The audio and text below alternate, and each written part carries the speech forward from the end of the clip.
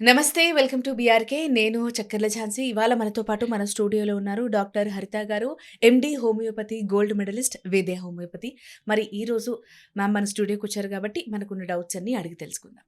నమస్కారం మేడం. నమస్తే అమ్మా. మ్యామ్ చాలామంది నాకు కాస్త నీరసంగా అనిపిస్తుంది, తల తిరుగుతుంది.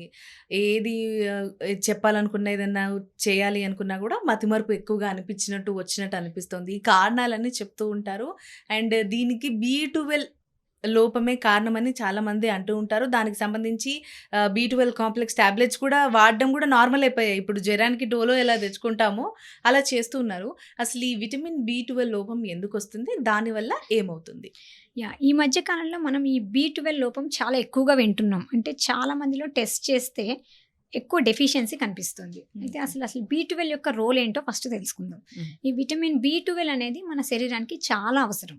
మెయిన్ మన నరాల వ్యవస్థ పనిచేయాలన్నా, మన RNA, DNA సింథసిస్ అంటాం. అంటే బాడీలో ఈ జీన్ అనేది మనకి అంటే సెల్ డివిజన్కి చాలా ఉపయోగం. అంతేకాకుండా మన మెదడు యొక్క పనితీరు చురుకుగా ఉండాలన్నా, మెమరీ గుర్తుండాలన్నా కూడా ఇవి B12 చాలా ఇంపార్టెంట్. అంతేకాకుండా రక్త కణాలు అంటే రెడ్ బ్లడ్ సెల్స్ అంటాము, ఇవి తయారవ్వాలి అంటే కూడా ఈ B12 అనేది చాలా ఇంపార్టెంట్. Okay ma'am.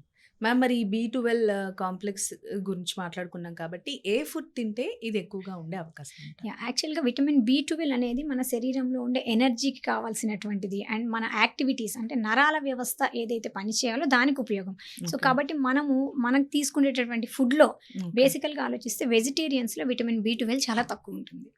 ఎందుకంటే ఇది ఎక్కువగా దొరికేది నాన్ వెజిటేరియన్స్లో. అండ్ ఇంకొకటి ఏంటంటే విటమిన్ B12 ఉండే ఫుడ్స్ అని ఆలోచిస్తే మిల్క్ ప్రోడక్ట్స్ అంటే పాలు, పెరుగు, మజ్జిగ, వెన్న, ఎగ్, వీటిల్లో మనకి విటమిన్ B12 ఉంటుంది. నాన్ వెజ్లో చూసుకుంటే లివర్, మటన్, చికెను, వీటిల్లో ఫిష్, వీటిల్లో విటమిన్ B12 ఎక్కువ ఉంటుంది. Okay ma'am. మ్యామ్ ప్రధానంగా నేను ఇంతకుముందు చెప్పినట్టుగా B12 లోపం ఉంటే అలాంటి సిమ్టమ్సే కనిపిస్తాయా? ఇంకేమైనా సిమ్టమ్స్ ఉన్నాయా? అసలు B12 లోపం ఉంటే ఫస్ట్ వాళ్ళకి ఐడెంటిఫికేషన్ తెలీదు, ఇది రొటీన్ అనుకుంటారు. అలసిపోవడం అనేది ఫస్ట్ వచ్చేటటువంటి లక్షణం. ఓకే. ఏ చిన్న పని చేసినా త్వరగా అలసిపోవడము, గుండెల్లో దడ, నీరసం రావడము, అంతేకాకుండా చాలాసార్లు చేతులు కాళ్ళు మొద్దుబారినట్టుగా అయిపోతూ ఉంటాయి. అంటే తిమ్మిర్లు అని చెప్తూ ఉంటారు చాలా మంది. అంటే వాళ్ళు చెప్పే ఎక్స్ప్రెషన్ ఎలా ఉంటుంది అంటే చాలా కాలం నుంచి తిమ్మిర్లు వస్తున్నాయి, షుగర్ ఉండదు కానీ తిమ్మిర్లు వస్తున్నాయి అంటారు. అంతేకాకుండా కొంతమందిలో చీమలు పాకినట్టుగా ఒక సెన్సేషన్, అంటే గుచ్చుకున్నట్టు, ఏదో సూదులతో పొడిచినట్టు, ఎక్కువసేపు కూర్చున్నా కదలకుండా ఉన్నా మెయిన్ అంటే ఒక ఎక్సర్సైజ్ చేయకపోతే ఎలా ఉంటుందో ఈవెన్ వీళ్ళు పని చేసినా కూడా ఆ లక్షణాలు అనేవి వీళ్ళల్లో ఉంటాయి. అంతేకాకుండా కొంతమందిలో ఈ విటమిన్ B12 డెఫిషియన్సీ ఉన్నప్పుడు స్లోగా అంటే ఒక 30-35 ఇయర్స్లో కూడా పెట్టిన వస్తువులు మర్చిపోవడం, దాన్ని మళ్ళీ వెతుక్కోవడం, అంటే వీళ్ళకి మెమరీ అనేది కొంత తగ్గిపోతూ ఉంటుంది. జనరల్గా చాలామంది ఏంటంటే 40s ఎబోలో వస్తే ఏజ్ రిలేటెడ్ అనుకుంటారు దీన్ని. ఆ ఏజ్ పెరుగుతుంటే మతిమరుపు సహజము అని. కానీ ఇది ఏజ్ రిలేటెడ్ ఇష్యూ కాదు, ఇది విటమిన్ B12 డెఫిషియన్సీ. ఇది టెస్ట్ చేస్తే కానీ తెలియదు. అండ్ చాలా మందిలో ఏమవుతుందంటే కోపము, చిరాకు, చిన్న పని చేయాలన్న భయం, చేయగలను లేదు. అలానే ప్రతి దానికి అలసట, ఒక ఒత్తిడి వీళ్ళల్లో, అంటే డిప్రెషన్ అంటాం. అప్పటిదాకా బాగానే ఉంటారు, సడన్ గా కొంతకాలంలోనే వీళ్ళల్లో చేంజెస్ జరుగుతూ ఉంటాయి. చాలా మంది కూడా హార్మోన్ ఇంబ్యాలెన్స్ అనుకోవడము, కొంతమంది ఏమో ఏజ్ రిలేటెడ్ ఇష్యూ అనుకొని నెగ్లెక్ట్ చేస్తూ ఉంటారు. సో కాబట్టి ఇప్పుడు ఈ లక్షణాలు ఏవైతే ఉన్నాయో ఇలాంటివి ఉంటే ఫస్ట్ ఒకసారి డాక్టర్ని కలిసి విటమిన్ B12 చెక్ చేసుకుంటే మనకి అసలు అది ఎంత పర్సెంటేజ్ లోపం ఉంది. ఎందుకంటే ఈ విటమిన్ B12 అనేది వాటర్ సాల్యుబుల్ విటమిన్ అంటాం. అంటే మనం ఇది డైలీ తీసుకున్నా కూడా ప్రమాదం ఉండదు. ఓకే. కానీ తీసుకోకపోతే చాలా ప్రమాదం. ఎందుకు అంటే దీన్ని కనుక రెక్టిఫై చేసుకోకపోతే మన నరాల వ్యవస్థ దెబ్బతినడమే కాకుండా మెమరీ కూడా కంప్లీట్గా లాస్ అయ్యి నెక్స్ట్ లెవెల్లో, అండ్ మనం ఏదైనా కదలిక చేయాలన్నా, నడవాలన్నా కూడా వీళ్ళకి ఇంబ్యాలెన్స్ అంటాం. అంటే శరీరంలో అసమతుల్యత చాలా ఎక్కువగా ఉంటుంది. ఒక అడుగు పడితే నెక్స్ట్ అడుగు కోఆపరేట్ చేయడానికి వీళ్ళ నర్వస్ సిస్టమ్ సహకరించదు. అలా వీటి వల్ల ఫ్యూచర్ లో వీళ్ళు ఒకేసారి డిప్రెషన్కి ఇంకెక్కువ గురవుతారు. అప్పటిదాకా చేయగలిగిన పనులు సడన్ గా చేయలేకపోవడం జరిగితే కంపల్సరీ డాక్టర్ని అప్రోచ్ కావాలి. Okay ma'am. మ్యామ్ మరి విటమిన్ B12 కాంప్లెక్స్ టాబ్లెట్స్ అని చెప్పేసి వాడుతూ ఉంటారు.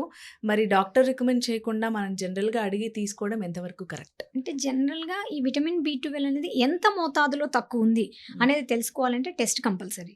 తెలుసుకున్న తర్వాత చాలా వరకు మెడిసిన్ అండ్ ఫుడ్ కొంత సప్లిమెంట్ చేసుకుంటే సరిపోతుంది.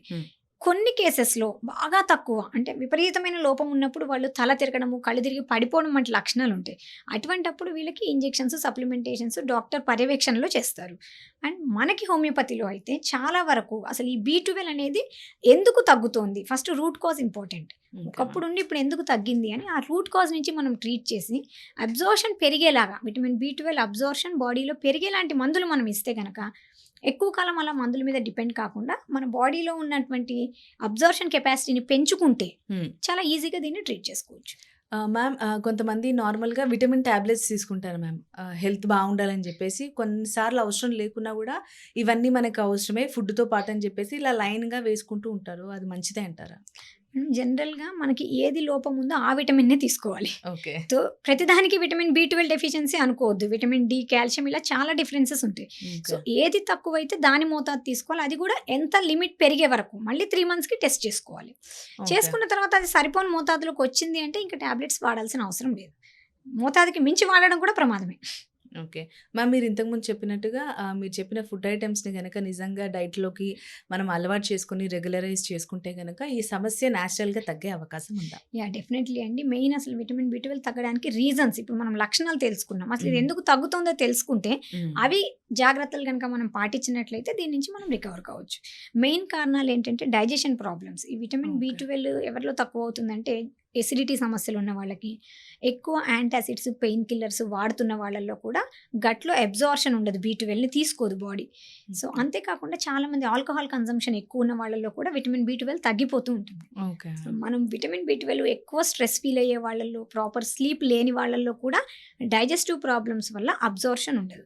సో మెయిన్‌గా విటమిన్ బి12 తగ్గడానికి బాడీలో కారణాలు తెలుసుకున్నప్పుడు మనం నెక్స్ట్ చేయాల్సింది ఏంటి అంటే శరీరంలో దాన్ని బ్యాలెన్స్ చేసుకోవాలి. ఓకే. అంటే ఏ రీజన్స్‌తో తగ్గుతుందో వాటిని అవాయిడ్ చేస్తూ వెళ్ళాలి. హ్మ్. 2 మనం బి12కి సంబంధించిన ఫుడ్స్‌ని డ్రై ఓకే. ఫ్రూట్స్ కానీ, నట్స్ లాంటివి కానీ, మిల్క్ ప్రొడక్ట్స్‌ని కానీ ఎక్కువ తీసుకోవాలి. ఓకే. తీసుకుంటే మనం ఈ సమస్య నుంచి బయటికి వస్తాం.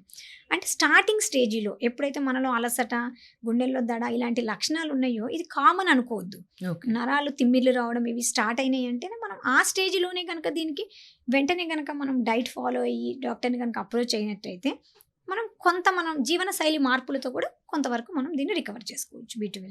Okay ma'am. మరి హోమియోపతిలో విటమిన్ బి12 లోపానికి ఎలాంటి చికిత్స ఉంది?